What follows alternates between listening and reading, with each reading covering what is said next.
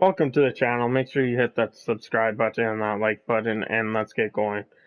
Before I start this video, I just want to send out my condolences to the Cave family, as Kobe Cave is in hospital in a coma right now. That was news this morning, so prayers go out to his family, condolences, and let's get on with the video. So today, Bettman came out and said there may be a possibility that the regular season does not end. So for this video, we are going to be talking about if that's the possibility. If they keep with the same playoff format, who are the Oilers up against? And as you could tell, me using EA, it's the Calgary Flames. The good thing about this, though, is we get home ice advantage. Now, the Oilers have played 71 games. The Flames only played 70. And the Canucks only played 69. So if the regular season ends, the Oilers would be in second with a 37-25-9 record. The Flames would have a 36-37-7 record, or 36-27-7 record, and the Canucks would have a 36-27-6 record. Now, I don't know how it will work out due to games played. Maybe if they do say, okay, well, each team has to play 71. 71 is the magic number. No matter what, the Edmonton Oilers will still finish second. The only leapfrogs that could happen is Calgary leapfrogs the Flames, possibly. Or the Canucks leapfrog the Flames, possibly. Sorry about that. It's been a roller coaster of a day.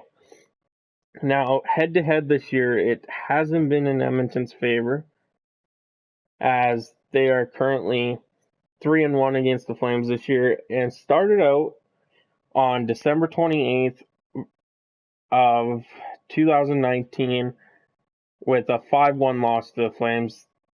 Nothing could get going. I believe we actually scored early in that game, and the Flames scored 5 answered.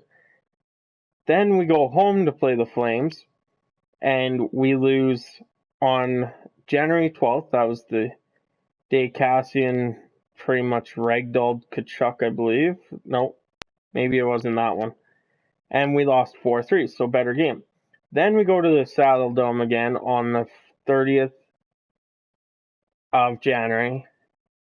That's it there. And we lose 4-3. Then we go home on the 2nd of February and win that blowout game 8-3.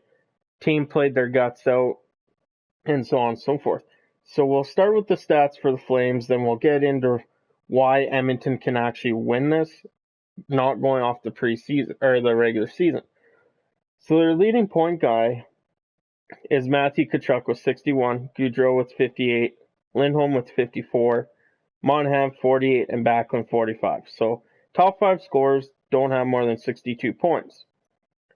Fine and dandy, but they have depth scoring, as even Lucic has 20 points, Brody has 19, Dubé has 16. They all have points besides a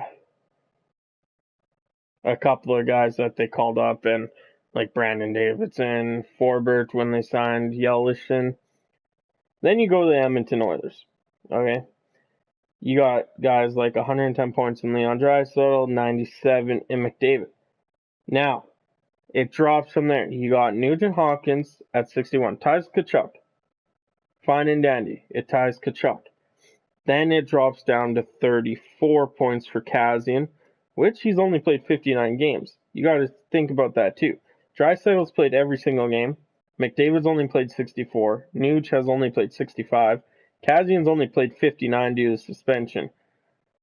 Nurse has 33, Clefbaum 34, Neal 31's only played 55, Yamamoto 26 points in 27 games.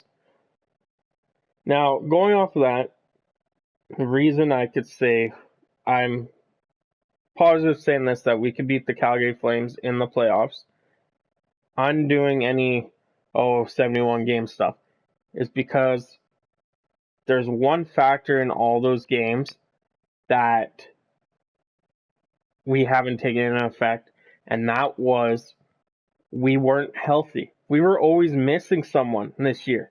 We didn't have our starting lineup since the first game. I went to that game in Vancouver, or in Edmonton, against the Vancouver Canucks, the home opener.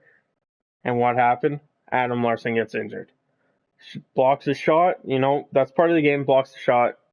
No disgrace against Adam Larson for doing that. So you look at Calgary. Every time they've played us, they've been healthy. So with this break, as much as we hate it as hockey fans, it might actually be benefiting the Edmonton Oilers because they could get healthy. Who says we can't have on the back end Clefbaum, Larson, Nurse, Bear, Russell, and Green? That's a veteran third line pairing right there in Russell and Green, with offensive abilities from Green and defense abilities from Russell. Right there and then. That makes our defense a little bit better. Now, they haven't played Larson a lot this year. That's another fact. And Yamamoto's been stellar against them. So with everyone being healthy, it's going to be a huge change to this Oilers lineup. I'll tell you that right now. And that is the reason I'm going with is we're going to have two fresh goaltenders because of this break. Calgary will too. But in a sense, our goalies are better than Calgary's. Like, come on. You really think Talbot's doing that good this year? And Reddit hasn't been able to do anything after that stick flip against Draisaitl? So that's what I'm going with. Let me know in the comments what you think, as it's probably going to be a 75-25% chance right now that if the NHL season does start, it will be the playoffs, and we will be playing Calgary, and that's just going to... This year ignited the Battle of Alberta. This is going to ignite it even more. Let me know in the comments what you think. If it does, I'm going to say it's going to go to Game 7 with Edmonton winning 4-3. And you guys have a good one.